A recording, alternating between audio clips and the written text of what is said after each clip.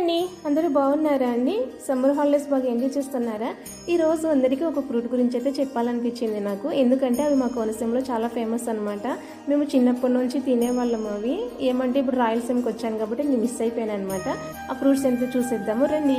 టటోయ్, వీటిని మా కోనసీమలో సీమ చింతకాయలు అంటారనమాట. ఇవి పచ్చిగా ఉన్నప్పుడేమో కొంచెం గ్రీన్ కలర్లో ఉంటాయండి. ఇట్లాగా అవి కొంచెం పండే కొద్దీ ఇలా పింక్ కలర్లోకి వస్తాయన్నమాట. బాగా పండిపోయిన తర్వాత ఆల్మోస్ట్ అవి వాటికవే ఇలా విడిపోతాయి. లోపల చూడండి వైట్ కలర్ ఉంది కదా, ఇది మనం తినే పాట అనమాట. లోపల విత్తనాలు కూడా ఉంటాయండి. ఈ గింజల నుంచి తీస్తున్న నూనెని ఏంటంటే సబ్బుల తయారీలో వాడతారనమాట.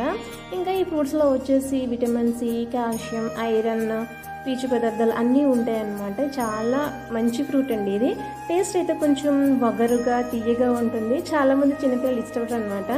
ఇంకా ఈ చెట్టు వేర్లు కూడా ఏంటంటే క్షయవ్యాధి నివారణ ఉపయోగిస్తారు. వీటికి చాలా ముళ్ళులు కూడా ఉంటాయండి. సో ఇలాంటి ఫ్రూట్ దొరికితే మీరు అస్సలు